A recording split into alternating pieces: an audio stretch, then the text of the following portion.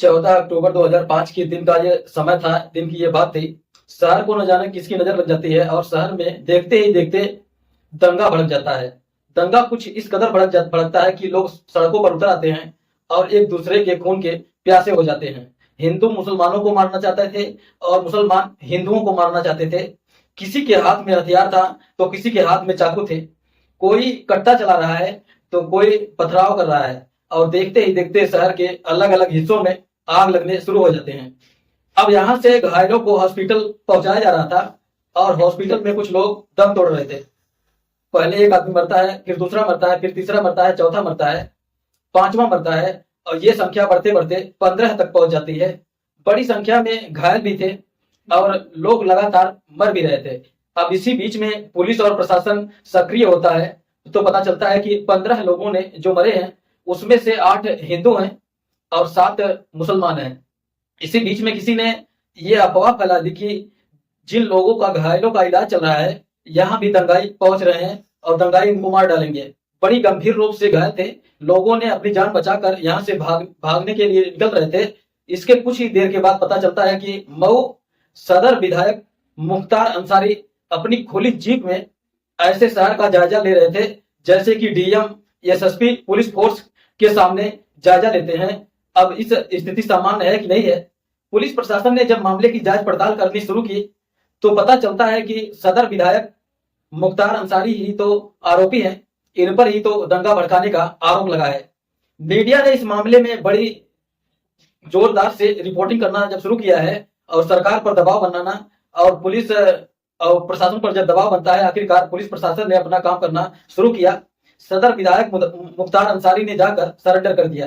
कहा कि साहब जांच कर लीजिए, अगर मैं दोषी हूं तो आप मेरे मामले में कार्रवाई करें।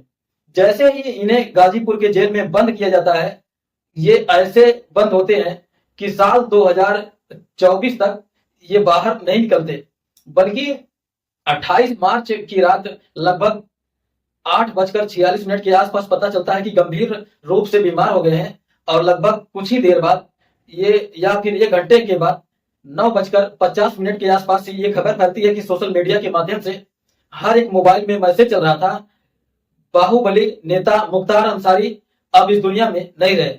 साथ में एक न्यूज चल रही थी कि ये हार्ट अटैक से मारे गए हैं, तो दूसरी न्यूज चल रही थी कि ये इनको धीमा मतलब सिलो पॉइजन दिया गया है, धीमा जहर दिया गया है, वो भी अलग अलग बार में। एक तरफ बात हत्या की चल रही है, दूसरी तरफ बात चल रही है कि आखिरकार इनकी हार्ट अटैक से मौत हुई है। कौन सी बात सच है, कौन सी बात सच नहीं है, आज की कहानी के माध्यम से यही जानने की, यही समझने की कोशिश करेंगे। क्या मुख्तार अंसारी की हत्या हुई है या मुख्तार अंसारी की हार्ट अटैक से मौत हुई है?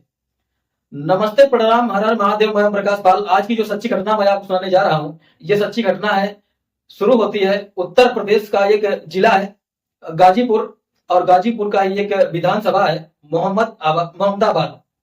दरअसल आजादी की समय की ये बात है। आजादी के समय जब महात्मा गांधी जी देश को आजाद कराने के लिए लड़ाई लड़ रहे थे, अंग्रेजों से लोहा ले रहे थे, तब उनके बड़े करीबी, उनके दोस्त भी बताए जाते हैं जिनका नाम होता है डॉक्टर मुख्तार अहमद अंसारी।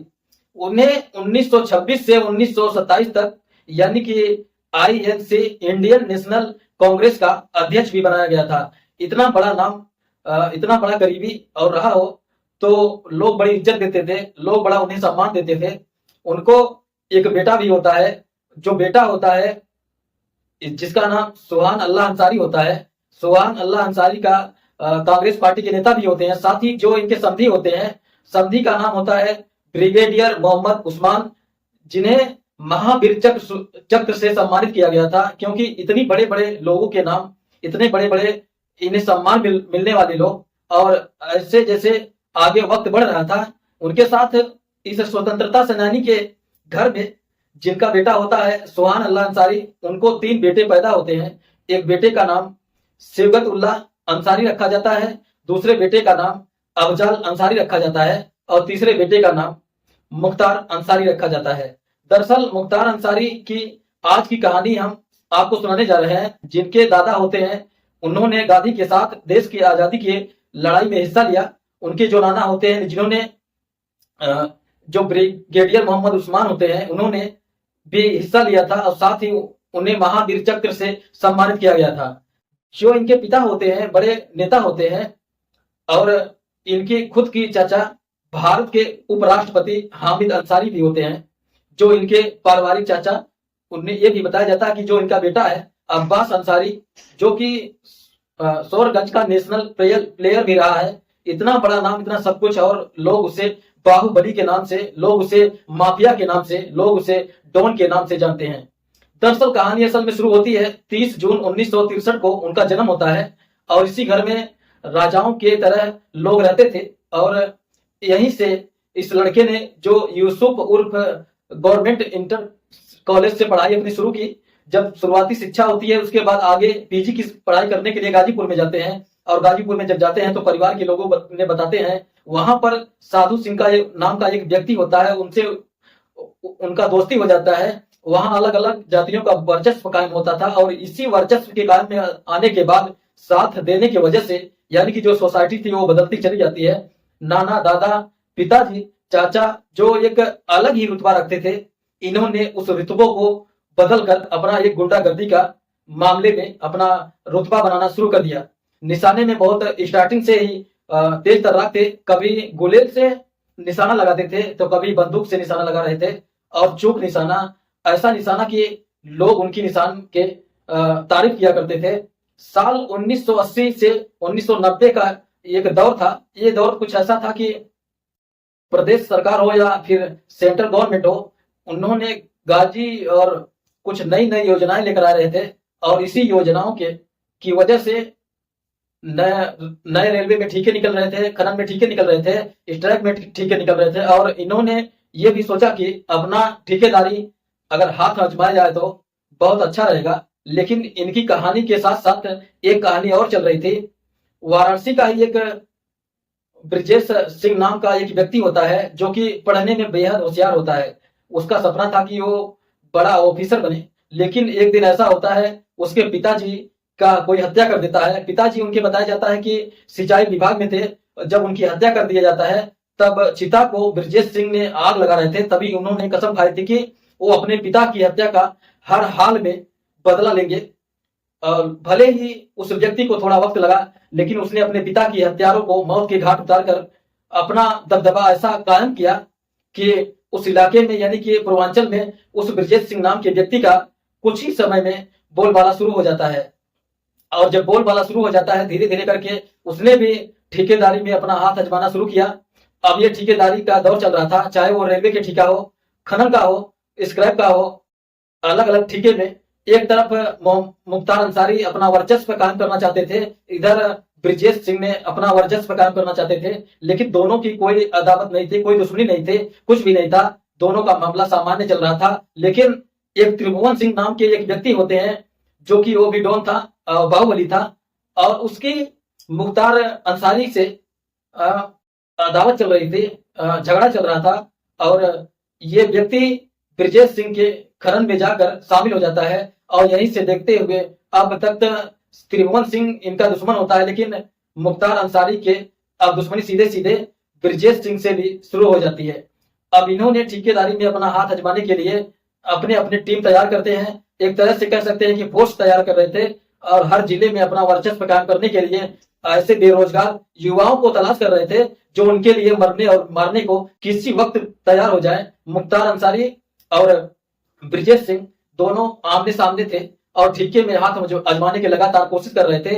इन्होंने तो त्रिभुवन सिंह को मरवा कर अपना काम तमाम कर दिया था। लेकिन इसी बीच में बताया जाता है कि साल 2001 की बात है, मुख्तार अंसारी का काफिला निकला हुआ जा रहा था और ब्रजेश सिंह के लोगों को पूरी पुख्ता जानकारी थी कि मुख्तार अंसारी का काफिला निकल रहा है। और यहाँ से कुछ इस तरह से गोलीबारी शुरू होती है कि दोनों तरफ से लगातार गोली चल रही थी। लेकिन मुख्तार अंसारी का जो नेटवर्क था वो बहुत ज्यादा तेज था। जिस गाड़ियों की सूचना मिली थी, दरअसल उस गाड़ी में नहीं बैठे थे, वो अपने यहाँ से निकलकर चुपचाप भाग जाते हैं। लेकिन इसी बीच में गोलीबारी चल रही थी। मुख्तार अंसारी के 3 लोगों की हत्या कर दी जाती है, 3 लोग मारे जाते हैं। लेकिन एक सूचना ये भी चल रही थी कि ब्रजेश सिंह को भी गोली लगी है और ब्रजेश सिंह को भी मौत हो गई। जैसे ही ब्रजेश सिंह की पूर्वांचल में मौत की खबर फैलती है, अब एक छत्र राज्य मुख्तार अंसारी का शुरू हो जाता है और उनका अपना खुद का डंका बजने लगता है। इन्होंने भी अपने एक फौज तैयार की, ऐसी फौज जो अलग अलग जिलों में थी और जो पैसों के लिए मरने को तैयार हो जाते और मारने को भी तैयार हो जाते। ऐसे चलते चलते एक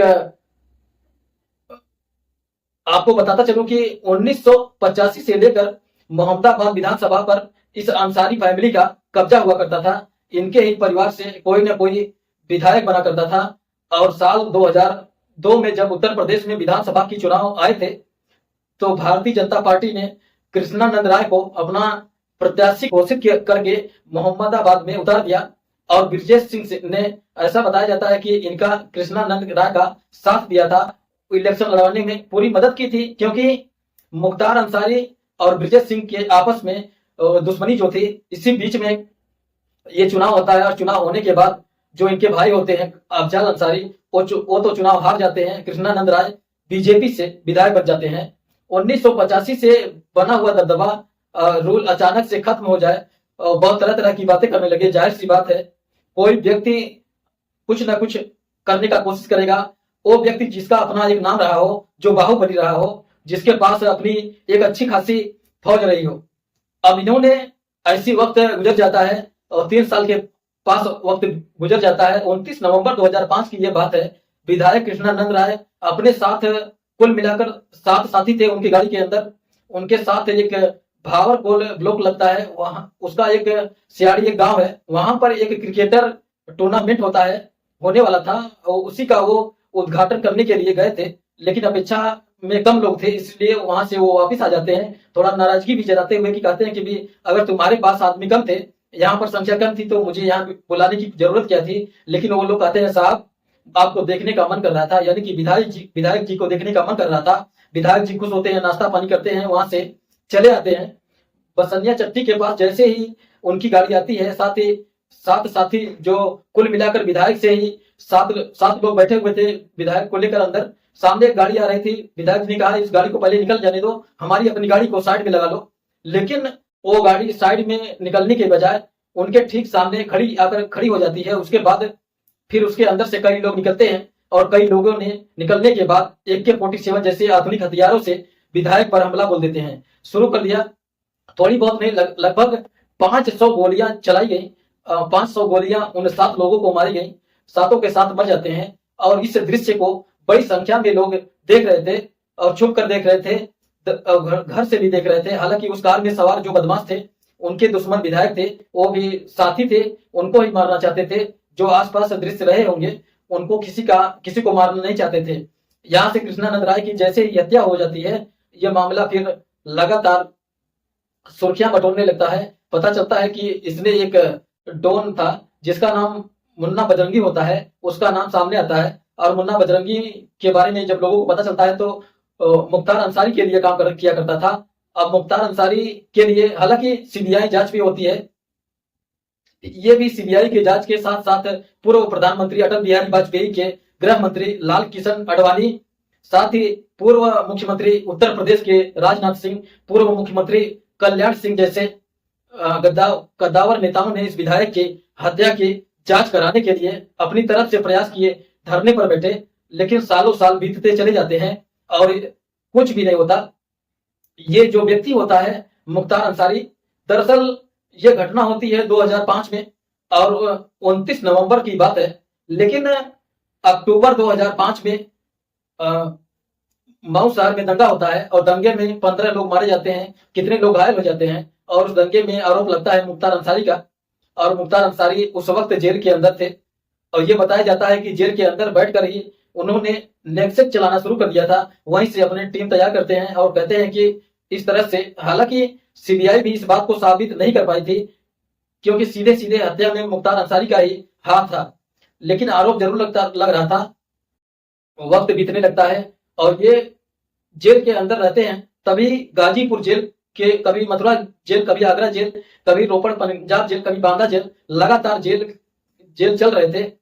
तभी इनके दिमाग में आता है कि क्यों ना अब इलेक्शन की तैयारी की जाए। ये बात बसपा में शामिल होते हैं और बसपा में शामिल होने के बाद सबसे पहले साल 1996 में BSP से चुनाव लड़ते हैं। चुनाव लड़ने के बाद विधायक बन जाते हैं, जीत जाते हैं। जब जीत जाते हैं साल 2002 में इलेक्शन लड़ते हैं और जीत जाते हैं, और साल 2007 में जेल में थे, लेकिन जेल से ये चुनाव लड़ते हैं मऊ विधानसभा से, वहां से भी ये बाहुबली जीत जाता है। साथ ही 2012 में चुनाव लड़ता है और साल 2017 में 5 बार ये विधायक बन जाता है और सांसद बनने की कोशिश कर रहा था।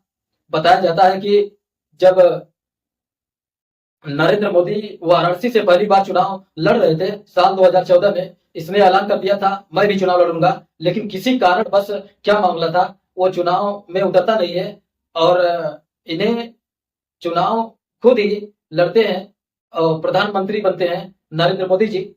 तो साथ ही ऐसी कितनी कहानियां होती हैं इस व्यक्ति की, मुख्तार अंसारी के साथ। ऐसे ऐसे ही बताया जाता है कि जेल अधीक्षक होते हैं एसपी अवस्थी।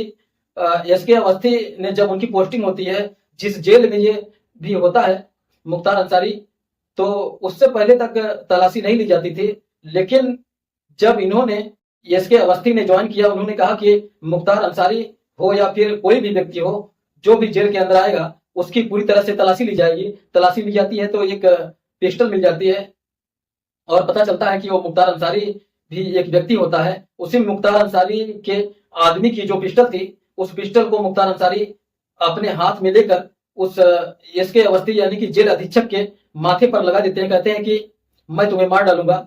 यहाँ पर इन्होंने काफी खींचातानी होती है, बात हद से ज्यादा तक बढ़ जाती है जब धमकी देते हैं कि हम तुम्हें बाहर निकल कर मार डालेंगे या फिर तुम्हें नुकसान पहुंचा देंगे। यही नहीं बल्कि ये डीएसपी होते हैं और डीएसपी को एक सूचना मिलती है जिनका नाम होता है शैलेंद्र सिंह। उन्हें लगता है कि कोई व्यक्ति बदमाश हथियार लेकर जा रहा है, वो भी आधुनिक हथियार। उन्होंने पहले से घेराबंदी करने के बाद उस व्यक्ति को पकड़ लिया। उसके व्यक्ति को पास पता चलती है एलएमजी पकड़ी जाती है। जब उसकी जांच पड़ताल की जाती है तो जांच पड़ताल में मुख्तार अंसारी का ही नाम आता है कि उस मुख्तार अंसारी के लिए यह हथियार जा रहा था। आखिरकार उस डीएसपी ने हथियार तो पकड़ लिया, लेकिन हथियार पकड़ने के बाद उस डीएसपी के ऐसी आफत खड़ी हो जाती है कि सरकार में उस परेशान किया जाने लगा और मजबूरन होकर उसे डीएसपी को अपने पद से इस्तीफा देना पड़ा था और साधारण जिंदगी जीने लगा। लेकिन मुख्तार अंसारी ने जेल में रहकर अपराध किस तरह से करते हैं इसका एक बड़ा नक्शे चलाना शुरू कर दिया था। लेकिन जेल में रहते हुए भी, हालांकि इनके परिवार के कुछ लोग बहुत अच्छे भी थे शुरुआत में और भाई भी इनके सांसद बन जाते हैं, लेकिन इनके घर पर, इनके दहलीज पर किसी व्यक्ति ने अगर कदम रखे, खासकर गरीब लोगों ने, तो इन्होंने उनकी बड़ी बेइंतहा मदद करनी शुरू की। चाहे किसी की बेटी की शादी हो या किसी के की नौकरी की मामला हो या फिर किसी की पढ़ाई का मामला हो, इस तरह से इन्होंने एक अपनी छवि रेवन हुड के रूप में बनानी शुरू कर दी। उस इलाके में उनका एक वर्चस्व कायम होता चला जाता है और धीरे धीरे जैसे वक्त आगे बढ़ रहा था, 2005 अक्टूबर का महीना था, जेल में जाते हैं, लेकिन जेल से निकलने के बहुत जतन करते हैं, कोशिशें करते हैं, लेकिन जेल तो बदलते रहते हैं। कभी गाजीपुर, कभी मथुरा, कभी आगरा, कभी रोड पर, कभी बांदा, कभी जेल से बाहर नहीं निकल पाए, मौका नहीं आया। ऐसा शम्स ताहिर खान जो आज तक के रिपोर्टर हैं वो बात बता रहे थे कि लखनऊ में वो जो पुलिस का मुख्यालय होता है उस मुख्यालय में रिपोर्टिंग करने के लिए जा रहे थे। इसी बीच में 3 जीप आती है, गाड़ियां आती हैं।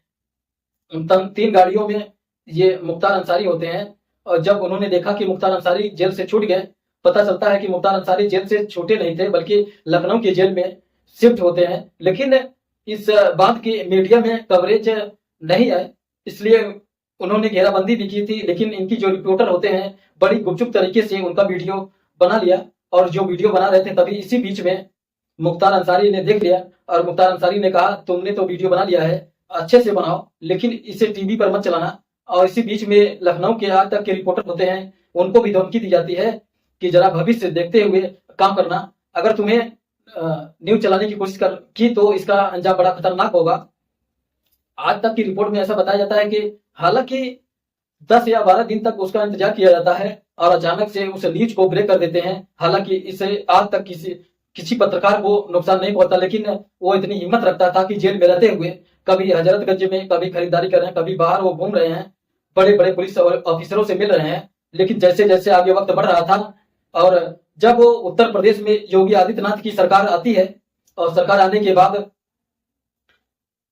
इनके बुरे दिन शुरू हो जाते हैं। रोपर जेल से इनको बुलाया जाता है, बांदा की जेल में शिफ्ट कर दिया जाता है। ऐसा बताया जाता है कि जैसे ही जेल में आते हैं उन्हें खाने में जहर दे दिया गया था। हालांकि उसमें कितनी सच्चाई है कितनी नहीं है, लेकिन इस बात का काफी विरोध किया गया था। इस मामले की जांच पड़ताल करने की कोशिश भी की गई थी, लेकिन कोई कुछ ऐसी बात सामने नहीं आती है। वक्त का पहिया और आगे बढ़ जाता है और ये अपने कोर्ट में पत्र लिखते हैं कि कहते हैं कि 19 मार्च 2024 को जो खाना दिया गया था रात्रि के समय में, उस खाने में जहर मिलाया गया था, सिलो पॉइजन मिलाया गया था और मुझे मारने का भी प्रयास किया गया था। लेकिन ये बीमार हुए भी हो जाते हैं, हॉस्पिटल में जाते हैं, वहां से एकदम से इन्हें वापिस कर दिया जाता है जेल के अंदर ही से। जब ये पत्र लिख रहे थे, पत्र में ये भी लिखा कि आज से ठीक 40 दिन पहले इनको जहर देकर मारने की कोशिश की गई थी। जैसे जैसे जिस तरह से वो जहर था, उसे खाने के बाद रोटी के साथ, क्योंकि जितने लोगों ने भी क्योंकि उनके पास जो खाना आता था उस खाने को और कैदियों को भी खिलाया जाता था, और जितने लोगों ने उस खाना खाया था सभी का बीमार हो जाते हैं, उन सभी का इलाज होता है। लेकिन ये पत्र लिखने के बाद कोर्ट से इस पहले बात होती कि इसमें कुछ ऑर्डर होता। परिवार के लोग लगातार कोशिश कर रहे थे। इसमें कितनी सच्चाई है कितनी सच्चाई नहीं है, फिलहाल ये जांच पड़ताल की बात है।